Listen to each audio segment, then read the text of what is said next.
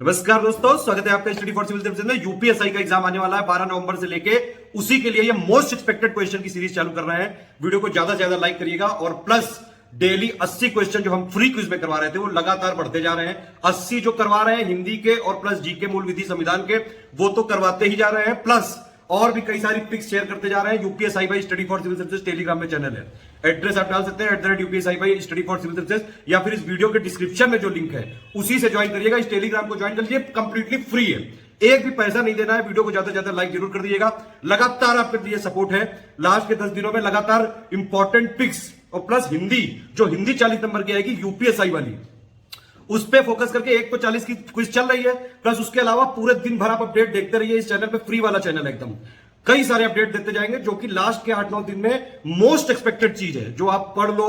सारे most important point हैं, सब कुछ उसमें बताया जा रहा है। एक हमने यूपीएसआई प्लेलिस्ट भी बना दी है स्टडी फॉर सिविल सर्विसेज की, उसमें जितने वीडियो दिए हुए हैं वो जरूर पढ़ लीजिएगा। संविधान जीके के लिए बहुत जरूरी है, ठीक है। कोई और कमेंट हो, कोई फीडबैक हो, कोई सजेशन हो तो प्लीज जरूर बताइएगा। भैया क्विज डेली करते रहो, पिछले 3 महीने से करवा रहे हैं, पिछला भी बैकलॉग क्लियर कर लो और लगातार इस चैनल को फॉलो करके रखिए।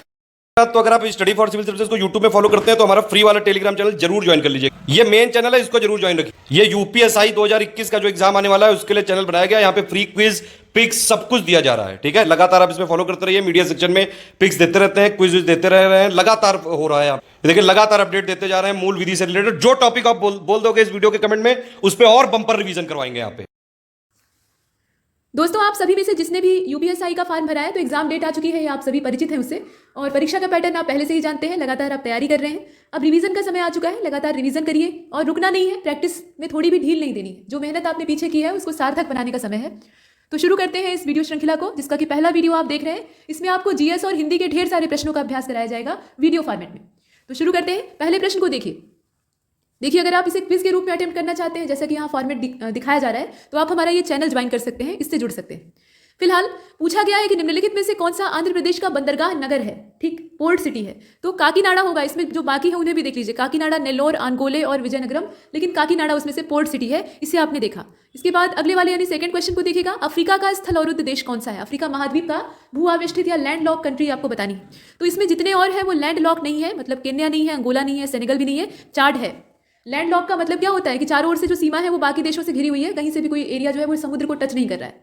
इसके बाद नेक्स्ट थर्ड में कहा गया कि इटली, सिसिली, सार्डिनिया और कोर्सिका, ये जो देशों के नाम यहाँ दिए हुए हैं। अब इसमें इनसे घिरे हुए सागर का नाम आपको बताना है। तो देखिए इसमें सागरों के नाम दे रखे हैं, एड्रियाटिक है, एरिजियन है, एजियन है, इसके बाद लिगुरियन है और टेहरियन है। तो ये जो टेहरियन है ये वाला इसमें हो जाएगा और इसका जो करेक्ट आंसर है वो डी हो जाएगा। इसके बाद अगले वाले को देखते हैं। भारतीय संसद के द्वारा जैव विविधता अधिनियम पारित किया गया था। तो इसकी जो डेट है आप महीने के साथ याद रखिएगा, हो सकता है कि 2002 के साथ दिसंबर, जनवरी, फरवरी ऐसे दिया हो। फिलहाल दिसंबर 2002। इसके बाद नेक्स्ट, निम्नलिखित वृक्षों में से कौन सा पारिस्थितिकी का मित्र नहीं है? तो पारिस्थितिकी के मित्र प्रायः सभी वृक्ष होते हैं। वो प्रकृति को सिर्फ लाभ ही देते हैं, हानि कुछ नहीं करते हैं, मतलब सिर्फ देना जानते हैं, लेते हैं बदले में बहुत मामूली। लेकिन यूकेलिप्टस एक ऐसा पेड़ होता है कि ये प्रतिदिन जमीन से करीब 7 लीटर तक पानी सोख लेता है, उसे बहुत प्यास लगती है। और इसका वजह ये होता है कि मतलब इसके अंदर जो संरचना है वो उसी टाइप की होती है। ये दलदली संरचना के लिए बना हुआ पेड़ होता है। रूस के दलदलों को सुखाने का इसने काम किया था। भारत में लोग इसे गलती से लगा लेते हैं और भूमिगत जल का जो स्तर है वो नीचे गिरने लगता है, तो ये इसमें बाहर हो जाएगा। इसके बाद छठवें को देखते हैं। तमिल देश के संगम युग का राजवंश इसमें से कौन सा नहीं है? तो अब दक्षिण भारतीय जो राजवंश है उसमें चोल, चेर, पांडे, पल्लव ये सब देखते हैं। तो बाकी सब तो हैं, चेर भी हैं, चोल भी हैं और पांडे भी हैं, लेकिन पल्लवों का संबंध जो है वो संगम युग के राजवंशों में से नहीं है, दक्षिण भारत के हैं बेशक। गुजरात में चंद्रगुप्त मौर्य का साम्राज्य था, मतलब चंद्रगुप्त मौर्य का साम्राज्य काफी विस्तारित था, बड़ा था मौर्य वंश, और उसकी जो सीमाएं थी वो दूर दूर तक फैली थी। तो गुजरात तक भी थी। इस बात का प्रमाण हमें कहाँ से प्राप्त होता है? तो निश्चित रूप से किसी अभिलेख या शिलालेख से मिलेगा। तो यहाँ रुद्रदामन का जो जूनागढ़ शिलालेख है उससे ये जानकारी प्राप्त होती है। रुद्रदामन खुद बहुत प्रतापी राजा था। इसके बाद अगले वाले को देखते हैं। इसमें कहा जा रहा है कि निम्नलिखित में से कौन सा रामायणम या रामावतारम का लेखक था? तो ये कंबन कवि थे। कंबन कवि जो थे उन्होंने रामायणम या रामावतारम, वही एक ही पुस्तक का नाम है, उसे लिखा था। क्वेश्चन नंबर 9 में आपसे कहा गया कि जो सुमेलित नहीं हो वो तलाशी है। तो यहाँ हड़प्पा दे रखा है, यहाँ आप देखें, और हड़प्पा का संबंध है रावी नदी से। कालीबंगा जो पुरातात्विक मतलब हड़प्पाई स्थल है उसका संबंध घग्गर नदी से है। लोथल का संबंध भोगवा से है और रोपड़ का संबंध सिंधु से है, जो कि गलत है, ठीक है। रोपड़ जो है उसका संबंध सिंधु से कहाँ से हो जाएगा? लोकेशन ही यहाँ आपको साफ साफ दिखाई देगी। क्वेश्चन नंबर 10 में आपसे कहा गया कि निम्नलिखित में से कौन सा एक अशोक का अभिलेख इस परंपरा की पुष्टि करता है कि गौतम बुद्ध का जन्म लुम्बिनी नाम के स्थान पर हुआ था? तो ये रुम्बिनदेही है। यहाँ पर जितने भी अभिलेख दे रखे हैं, निगाली सागर है, रामपुरवा है, लेकिन रुम्बिनदेही स्तंभ लेख इसमें परफेक्ट होता है। नेक्स्ट, 11th में कहा गया कि जो पहली बौद्ध संगीति हुई थी, कुल मिलाकर 4 बौद्ध परिषदें आयोजित हुई हैं, तो उसमें से जो सबसे पहली वाली थी उसका संचालन या उसकी अध्यक्षता किसने की थी आपसे पूछा गया, और इसका जो राइट आंसर है वो महाकश्यप हो जाएगा। महाकश्यप इनका नाम था और प्राकृत भाषा में उसी शब्द को महाकश्यप कहा जाता है। इसके बाद अगले वाले को देखते हैं। आगरा नगर की स्थापना, ये तो बहुत सिंपल है, आप आंख मूंद कर भी बता सकते हैं। फिरोज शाह तुगलक डायनेस्टी के समय में इसकी नींव रखी जाती है और मुगलों के समय में भी ये काफ़ी ज़्यादा रणनीतिक स्थल रहता है। इसके बाद अगले वाले को देखते हैं। क्वेश्चन नंबर 13 में कहा गया कि एक डच पर्यटक था जिसने कि जहांगीर के शासनकाल का बड़ा ही कीमती ब्यौरा दिया है। जहांगीर के शासनकाल का बड़ा अच्छा ब्यौरा दिया है। एक चीज़ यहाँ ये भी है कि प्रश्नों को आप हूबहू कॉपी मत कीजिए। कहने का मतलब ये कि मतलब ये मत सोचिए कि यही आएगा, ऐसा नहीं है। अभ्यास कराने का उद्देश्य ये होता है कि आपको उस एरिया की जानकारी दे दी जाए जहाँ से प्रश्न बनते हैं। तो ये जो पर्यटकों वाले प्रश्न हैं ये पूछे जाते हैं, बहुत बार पूछे गए हैं और संभावना बनती है इनकी। कौन सा यूरोपीय पर्यटक या कौन सा विदेशी पर्यटक किस शासक के शासनकाल में अपने देश में आया था, ये मालूम होना चाहिए। फिलहाल इसमें से डच पर्यटक का नाम आपको बताना है, तो इसका हो जाएगा फ्रांसिस्को पल्सर्ट, जो कि जहांगीर के शासनकाल में भारत आता है। और उसके बाद आगे चलते हैं। अब्दुल रज्जाक विजयनगर आया था, किसके समय में आया था, तो देवराय द्वितीय का समय था। गजबेटकर की जो उपाधि है वो इसे प्राप्त थी, प्रतापी राजा था। इसके बाद अगले वाले को देखते हैं। कौन सा सुमेलित नहीं है, अब यहाँ देखिए तो हेक्टर मुनरो के समय में बक्सर का युद्ध होता है, ठीक। लॉर्ड हेस्टिंग्स के समय में आंग्ल नेपाल युद्ध होता है। लॉर्ड वेलेजली के समय में चौथा आंग्ल मैसूर युद्ध होता है और कार्नवालिस के समय में मराठा युद्ध होता है, जो कि गलत है, ठीक। इसमें बाकी सभी सही है, लेकिन कार्नवालिस का मराठा युद्ध से क्या कनेक्शन। इसके बाद अगले वाले को देखते हैं। मुगल चित्रकला की आधारशिला किसने रखी थी, तो इसमें बहुत लोग गलती करेंगे, जहांगीर को चुन लेंगे। देखिए जहांगीर के समय में मुगल चित्रकला एकदम अपने चरमोत्कर्ष पर थी। शाहजहां के समय में फिर पतन शुरू हो जाता है और औरंगजेब तो एकदम ही तोड़ कर रख देता है। लेकिन जहांगीर चित्रकला का बहुत ही कद्रदान था और वो खुद बहुत अच्छा चित्रकार था। कहा करता था कि एक चित्र को अगर कई सारे चित्रकारों ने मिलकर बनाया हो तो भी मैं बता सकता हूँ कि उस चित्र का कौन सा हिस्सा किस व्यक्ति ने बनाया है, इतना ज़्यादा उसके अंदर परख थी। लेकिन इसकी शुरुआत या आधारशिला जो है ना, वो हुमायूं के समय में ही रख दी जाती। हुमायूं भी लिखने पढ़ने और चित्रकला में शौक रखता था, हालांकि उतना नहीं जितना कि जहांगीर। तो इसके बाद आगे चलते हैं। अखिल भारतीय किसान सभा का पहला अधिवेशन, तो आप सभी जानते हैं कि ये कहाँ पर हुआ था, लखनऊ में हुआ था और इसका सी वाला आंसर परफेक्ट। इसके बाद अगले वाले यानी 18वें को देखिए। बाबा रामचंद्र ने किसानों को संगठित किया था, कहाँ पर किया था बताइए। तो इसमें से जो क्षेत्र है ना, अवध, बिहार, आंध्र, बंगाल दिया है और इसका जो राइट आंसर है वो इसमें से अवध हो जाएगा। अवध क्षेत्र में उन्होंने इसकी नींव रखी थी। आप ये बताइए कि ये कौन सा मूवमेंट था, बाबा रामचंद्र के द्वारा किसान मूवमेंट स्टार्ट किया गया था, तो इसका नाम क्या था। इसके बाद क्वेश्चन नंबर 19 में आपसे पूछा गया कि इंडिपेंडेंट लीग की स्थापना किसने की थी। तो इसमें आप देखें लाला लाजपत राय, महात्मा गांधी, मोतीलाल नेहरू और रास बिहारी बोस का नाम है और इसमें से करेक्ट आंसर हमारा डी हो जाएगा, रास बिहारी बोस। नेक्स्ट, निम्नलिखित में से किस गवर्नर जनरल के द्वारा भारत में दास प्रथा को समाप्त किया गया। कानून बनाकर समाप्त करना एक अलग चीज होती है और पहले ही पाबंदी लगा देना ये अलग चीज होती है। तो यहाँ पाबंदी की बात हो रही है और करेक्ट आंसर क्या होगा, लॉर्ड एलनबरो हो जाएगा, विलियम बेंटिंग नहीं होगा। बेंटिंग के समय में काफी सुधारवादी कानून आते हैं, लेकिन रोकने का काम जो सबसे पहली बार था वो एलनबरो ने किया था। इसके बाद अगले वाले को देखते हैं। क्वेश्चन नंबर 21 में आपसे कहा गया कि निम्नलिखित में से किसने महाराष्ट्र में प्रार्थना समाज की स्थापना की थी। तो प्रार्थना समाज महाराष्ट्र में स्थापित हुआ था, ये पहली चीज आपको मालूम होनी चाहिए। दूसरा ये कि संस्थापक का नाम था Atmaram Pandurang. Next, theosophical society Bharat में सफल हुई, काफ़ी ज़्यादा सफल हुई और काफ़ी ज़्यादा चर्चित थी। तो इसकी सफलता की वजह क्या थी, ये आपको बताना है। और इसमें जो ऑप्शन आप देख रहे हैं उसमें से करेक्ट आंसर क्या होगा, एनी बेसेंट की वजह से ऐसा होता है। ये बाहर इसकी नींव रखी जाती है और मैडम ब्लावस्की और कर्नल अलकार्ट इसमें इन्वॉल्व रहते हैं, लेकिन उनकी वजह से लोकप्रिय नहीं होती है। यहाँ जब श्रीमती एनी बेसेंट इसमें इन्वॉल्व होती है तो इसकी लोकप्रियता काफ़ी बढ़ जाती है। इसके बाद अगले वाले को देखते हैं। कहा गया कि निम्नलिखित में से किसने रविंद्रनाथ टैगोर को महान प्रहरी कहा था। महान प्रहरी किस चीज़ का, तो भारतीय संस्कृति का। अब इसमें आप देखें ये कथन किसका है, महात्मा गांधी का है। हालांकि एक कथन को बहुत लोग दोहरा सकते हैं, लेकिन सबसे पहली बार गांधी जी ने यूज़ किया था। इसके बाद 24 को देखिए। हिंदुस्तान रिपब्लिकन संगठन या हिंदुस्तान रिपब्लिकन एसोसिएशन, इसकी स्थापना कहाँ पर की गई थी। तो इसमें जो मुख्य लोग थे उसमें जितने भी पहले के क्रांतिकारी, शुरुआत के क्रांतिकारी रहते हैं वो इसमें इन्वॉल्व रहते हैं। क्रांतिकारी गतिविधियों की शुरुआत यहीं से एक तरह से मानी जाती है। छिटपुट संगठन तो पहले से ही बहुत सारे थे, लेकिन एक प्रॉपर संगठन बनाकर बड़े स्तर पर प्रयास करना ये हिंदुस्तान रिपब्लिकन एसोसिएशन का ही काम था। लेकिन समस्या तब होती है जब काकोरी कांड हो जाता है और काकोरी डकैती के बाद अंग्रेज काफ़ी सक्रिय हो जाते हैं और वो पकड़ कर जो HRA है यानी हिंदुस्तान रिपब्लिकन एसोसिएशन है उसके मेंबर्स को या तो जेल में भरने लगते हैं या फिर फांसी पर चढ़ाने लगते हैं। तो इसका मतलब ये होता है कि ये संस्था पूरी तरह से टूट जाती है। अब बचते हैं चंद्रशेखर आजाद, जो कि बहुत ही स्वाभिमानी पुरुष थे और उन्होंने ये तय किया कि वो कतई हथियार नहीं डालेंगे, समर्पण नहीं करेंगे। उनका ये पहले ही कहना था, वो मरेंगे भी तो अपनी गोली से मरेंगे और वही वो करते हैं, अपने वचन पर खरे उतरते हैं। तो वो भगत सिंह से कांटेक्ट करते हैं। अंत में उन्हें पता लगता है कि कुछ शाही नौजवान है जो कि पंजाब क्षेत्र में काफ़ी तहलका मचाया हुआ है। और उसके बाद जब भगत सिंह की शक्ति इनके साथ मिलती है तो नाम चेंज हो जाता है पार्टी का, HSRA हो जाता है, सोशलिस्ट वर्ड इसमें ऐड हो जाता है। तो हिंदुस्तान सोशलिस्ट रिपब्लिकन एसोसिएशन ये बाद में इसी का परिवर्तित रूप है। फिलहाल यहाँ कानपुर में इसकी नींव रखी जाती है, तो इसका जो बी वाला ऑप्शन था वो परफेक्ट था। इसके बाद 25 को देखिए। यहाँ जो पीछे की कथा सुनाई जा रही है ना, वो इसलिए सुनाई जा रही है ताकि आपको थोड़ा बेहतर समझ हो। सिर्फ प्रश्न देख लेना पर्याप्त नहीं होता है, उसके बारे में थोड़ी जानकारी भी चाहिए होती है। अब यहाँ देखिए 25 में कहा गया कि किसे लाफिंग गैस कहा जाता है, हास्य गैस, सूंघने पर बहुत हंसी आती है, नाइट्रस ऑक्साइड होती है और बेहोश करने के लिए भी इसका इस्तेमाल किया जाता है, थोड़ा ज़्यादा अमाउंट में सुंघाया जाता है। इसके बाद अगले वाले को देखें, पता लगा ऑपरेशन थिएटर में मरीज लेटा हुआ है बेड पर, जहाँ मतलब उसकी ऑपरेशन टेबल है, और उसे लाफिंग गैस सुंघाई गई थोड़ी मात्रा में, तो वो हंस हंस कर पागल हो जाएगा। इसके बाद देखिए क्वेश्चन नंबर 26, स्वचालित इंजनों हेतु निम्नलिखित में से कौन सा एक हिमरोधी के तौर पर इस्तेमाल होता है, यानी जमने से बचाने के लिए इस्तेमाल होता है, तो ये एथिलीन ग्लाइकॉल होता है, आसानी से जमता नहीं। बुलेट प्रूफ पदार्थ बनाने के लिए निम्नलिखित में से कौन सा बहुलक यूज होता है, तो पॉलीकार्बोनेट यूज होता है। आमतौर पे जो पॉली सबस्टेंसेज होते हैं या पदार्थ होते हैं, उसमें पॉलीमराइजेशन का परिणाम ये होता है कि वो काफ़ी सुदृढ़ होते हैं, आसानी से नष्ट नहीं होते हैं, तो बुलेट प्रूफ पदार्थ बनाने के लिए इसमें से पॉलीकार्बोनेट का इस्तेमाल होता है। इसके बाद 28 को देखिए, यहाँ पर वाइटामिन के नाम दे रखे हैं और सब गलत हैं, कोई एक ही सही है, ठीक, और जो सही है वही आपको तलाशना है। तो यहाँ देखिए विटामिन B1 है, विटामिन B1 का नाम क्या दिया है, केमिकल नाम है रेटिनॉल, ऐसा दिया हुआ है। विटामिन B2 का नाम दिया है राइबोफ्लेविन, B3 का दिया है नियासिन, और जो विटामिन C है या विटामिन C है उसका कैल्सीफेरॉल दे रखा है। तो आप जानते ही हैं कि कैल्सीफेरॉल किसका होता है, विटामिन D का होता है, वैसे रेटिनॉल विटामिन A का होता है, तो ये सब गलत है। राइबोफ्लेविन वाला एकदम परफेक्ट है। तो विटामिन B2 जो होता है उसका केमिकल नाम क्या होता है, राइबोफ्लेविन होता है। इसके बाद अगले वाले को देखते हैं, यानी 29, परितृप्ति और प्यास के केंद्र, मतलब किसी चीज़ से आप संतुष्ट हो गए हैं, खा पीकर एकदम संतुष्ट हो गए हैं, तो वो परितृप्ति और प्यास आपको महसूस हो रही है, प्यास बुझ गई है, इन सब का जो केंद्र है वो मानव मस्तिष्क के किस हिस्से में होता है। मस्तिष्क में कई सारे पार्ट होते हैं, पूरा केबिन बना होता है, तो ये जो केबिन है इसके कौन से पार्ट से ये सब कंट्रोल होता है, आप देखिए, तो ये हाइपोथैलेमस से कंट्रोल होता है, ठीक है। ये सारी चीज़ें किससे कंट्रोल होती है, हाइपोथैलेमस। इसके बाद अगले वाले को देखते हैं, क्वेश्चन नंबर 30 में आपसे कहा गया कि पादपों में से किसका संग्रह अंग तना नहीं है, संग्रह अंग तना नहीं है, तो ये क्या चीज़ है, शकरकंद। बाकी जितने हैं उसमें तने में संग्रहण होता है, भोज्य पदार्थों का संग्रहण होता है। ये पौधे बेचारे अपना अरेंजमेंट करके रखते हैं और हम लोग इन्हें उखाड़ कर खा लेते हैं। इसके बाद अगले वाले को देखिए, कहा जा रहा है कि निम्नलिखित में से कौन सा योग में सुमेलित नहीं है, तो अब यहाँ देखिए किस विटामिन की कमी से कौन सा रोग पकड़ लेता है। अब समस्या ये है कि यहाँ पर विटामिन का नाम सीधे ना देकर उसका केमिकल नाम दिया हुआ है, तो नियासिन की कमी से पेलाग्रा हो जाता है, चर्मदाह इसको कहा जाता है। थाइमिन की कमी से बेरी हो जाता है, ठीक। विटामिन D की कमी से सूखा रोग हो जाता है, और विटामिन K की वजह से बंध्यपन हो जाता है, मतलब बांझपन हो जाता है। तो इसमें से आपको देखना था कि गलत क्या है, और गलत आपका यही विटामिन K वाला है।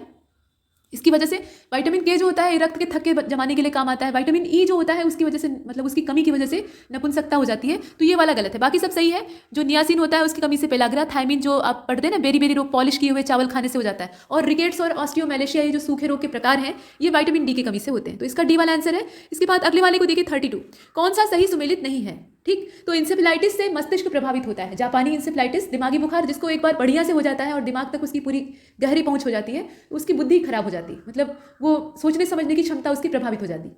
इसके बाद फाइलेरिया जो है वो लसिका पर्व, मतलब जो लिम्फ होते हैं उनको प्रभावित करता है, और ल्यूकेमिया जो है वो अस्थि मज्जा यानी बोन मैरो पे इफेक्ट डालता है। मलेरिया से यकृत प्रभावित होता है, ऐसा दिया हुआ है। तो देखिए मलेरिया से यकृत नहीं प्रभावित होता है, पहली चीज। पीलिया होता है, हेपेटाइटिस होता है, तो हम मान लेते हैं कि यकृत प्रभावित होता है, नहीं, ये वाला गलत है, बाकी सब सही। इसके बाद अगले वाले को देखते हैं 33, कौन सा एक कीट नहीं है, तो कीट होने के लिए क्या आवश्यक है कि 6 पैर होने चाहिए। तो इसमें आप देखें खटमल, मच्छर, मकड़ी और घरेलू मक्खी, सबको पकड़ कर गिन लीजिएगा। बाकी जितने हैं उनके षटपद होते हैं। षटपद का मतलब क्या, षट मतलब 6, तो 6 पैर होते हैं, लेकिन मकड़ी के कितने पैर होते हैं, गिना है आपने, 8 होते हैं।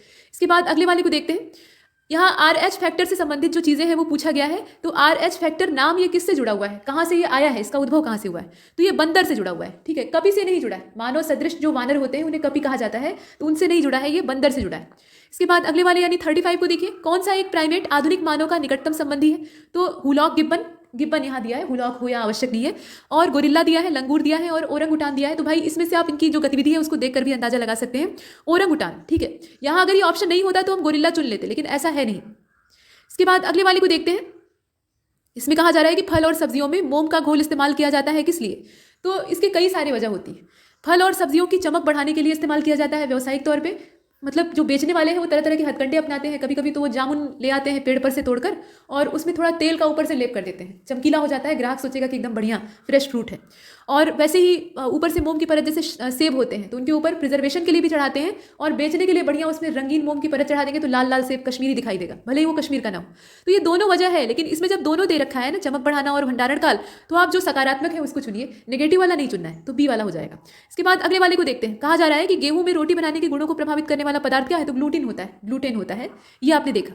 इसके बाद पेगिंग क्या चीज़ है, तो पेगिंग एक कृषि संबंधी प्रक्रिया है, और ये मूंगफली की फसल के लिए काफ़ी ज़्यादा लाभकारी होती है। 39 को देखिए, राष्ट्रीय कृषि अनुसंधान प्रबंधन एकेडमी, ये कहाँ पर स्थित है, ये जो संस्थान वगैरह है इनके हेडक्वार्टर या इनका जो लोकेशन है वो आपको मालूम होना चाहिए, तो ये हैदराबाद में है, ध्यान दीजिएगा। राष्ट्रीय कृषि अनुसंधान प्रबंधन एकेडमी जो है वो हैदराबाद राज्य में है। माफ कीजिएगा, तेलंगाना राज्य में है, हैदराबाद शहर में है।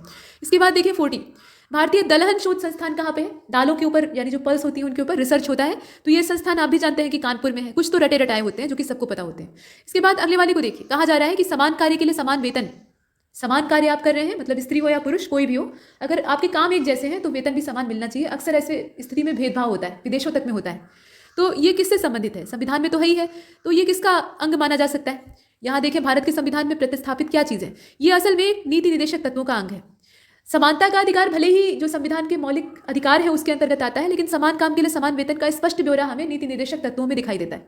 इसके बाद देखिए 42, इस एक सदन का अध्यक्ष एक गैर सदस्य होता है। मतलब कौन सा ऐसा सदन होता है? तो ये उच्च सदन होता है, राज्यसभा। इसके बाद अगले वाले यानी जो 43वां क्वेश्चन है उसको देखिएगा, 73वें और 74वें जो संविधान संशोधन हुए थे उसमें से किसके सृजन के लिए उत्तरदायी है? मतलब नीचे जो चीज़ दी हुई है, संशोधन कब किया जाता है? जब संविधान की जो पारंपरिक प्रक्रिया या जो लिखी हुई चीज़ें हैं उसमें कुछ फेरबदल या तो करना है या कुछ नया जोड़ना है, तो संशोधन की आवश्यकता पड़ती है। तो ये जो अमेंडमेंट है ये किस तरह का प्रावधान या किसके सृजन का काम करते हैं? अब यहाँ अगर आप देखें तो सभी के 73वां और 74वां, तो इनका विस्तार ज्यादा हो जाता है। राज्य निर्वाचन आयोग यानी इलेक्शन कमीशन ऑफ इंडिया, जिला नियोजन समिति और राज्य वित्त आयोग, इन सब की स्थापना का प्रावधान यहाँ पर होता है और इसीलिए हमने डी को चुना है। 44 को देखिए, भारत में संविधान की मूल संरचना का सिद्धांत का स्रोत क्या है? तो मूल संरचना की जो सिद्धांत का मूल यहाँ स्रोत है, यहाँ आप देखें मूल संरचना का सिद्धांत, ये जो शब्द है ना, इसको अगर आप मैच करेंगे तो संविधान जो शब्द है उसके आगे छोटा हो जाएगा, न्यायिक व्याख्या, जो न्यायिक एक्सप्लेनेशन है वो इसमें आती है। इसके बाद अगले वाले को देखते हैं। क्वेश्चन नंबर 45 में कहा जा रहा है कि निम्नलिखित में से कौन सा कृषि उत्पाद अपने निर्यात से देश के लिए सर्वाधिक विदेशी मुद्रा प्राप्त करता है? तो यहाँ देखिए, कहवा है, बासमती चावल है, कच्ची कपास है और चाय है, ऐसे दिया है। आप देखकर बताइए इसमें से कौन सा होगा। और यहाँ साफ साफ दिखाई दे रहा है ये कच्ची कपास है। कपास का जो कच्चा रूप होता है ना, मतलब अभी उसके जो फली होती है उसके अंदर से वो फटकर हल्का हल्का रुई बाहर आती है, तो उस अवस्था में जो इसका निर्यात होता है वो अच्छी मानी जाती है। पूरी खुली हुई रुई अच्छी नहीं मानी जाती, उसमें गड़बड़ी की गुंजाइश ज़्यादा होती है। तो इस प्रकार के जो कपास के ऐसे गोफे होते हैं उनका सबसे ज़्यादा विदेशी मुद्रा में योगदान दिखाई देता है इन सभी में से।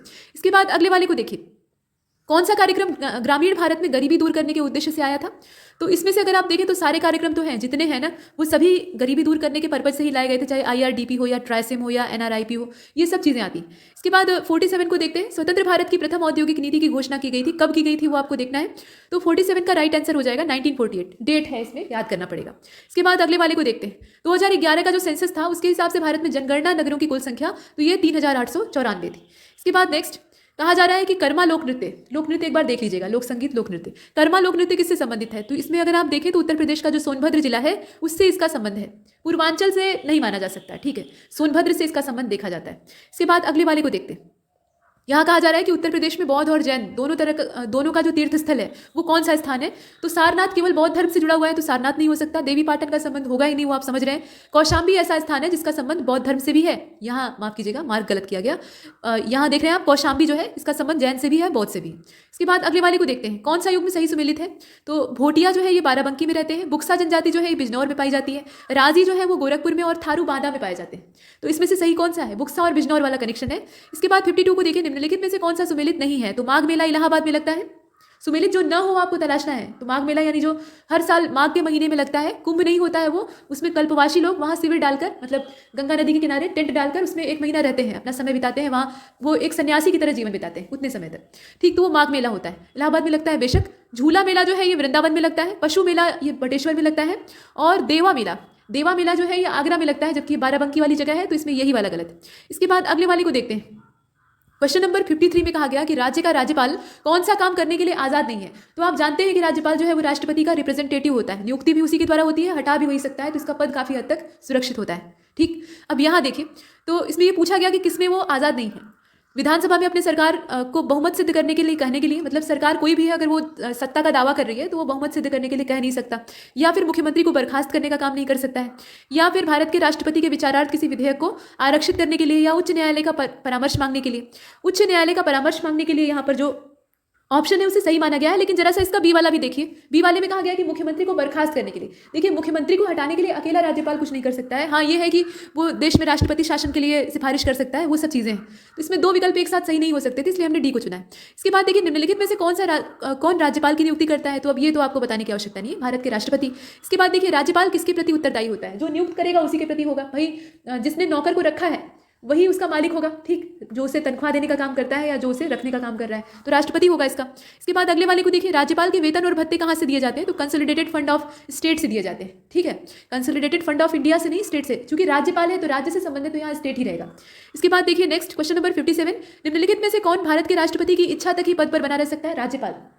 इसका कोई सीमित कार्यकाल नहीं होता है, राष्ट्रपति जब तक चाहे या जब तक न चाहे उसी आधार पर ये रह सकता है या नहीं रह सकता है। इसके बाद 58 को देखिए, राज्यपाल के संदर्भ में निम्नलिखित में से कौन सा कथन सत्य नहीं है, तो वो मृत्युदंड को, यहाँ देखिए, वह मृत्युदंड को क्षमा कर सकता है, ये वाला जो ऑप्शन है ये इसमें से सत्य नहीं, वो मृत्युदंड को क्षमा नहीं कर सकता है। ये जो पावर है, हालांकि कई सारी वीटो पावर ये राज्यपाल के पास भी होती है, लेकिन ये वाली पावर राष्ट्रपति के पास ही होती है, बाकी सब होता है वो राज्य विधायिका का अंग होता है, बेशक सही बात है, और राज्य के उच्च न्यायालय के न्यायाधीशों की नियुक्ति नहीं करता है, और उसके पास आपातकालीन शक्तियां नहीं है, वो सब ठीक है। लेकिन इसका जो बी वाला ऑप्शन है वो सही, मतलब बी वाले ऑप्शन को हम क्या करेंगे, ये सही नहीं है तो सही नहीं जो हो वही हमें चुनना था। इसके बाद देखिए 59, भारत में कौन सा एकमात्र राज्य है जहां पर यूनिफॉर्म सिविल कोड लागू है, तो ये राज्य है गोवा, आपने करंट अफेयर में भी पढ़ा होगा। आपातकाल में किसी राज्य विधानसभा की अवधि बढ़ाई जा सकती है, तो कौन बढ़ा सकता है भाई, ये सब काम जो है ना ये संसद करती है, इसमें आपको कंफ्यूज नहीं होना है, संसद करती है।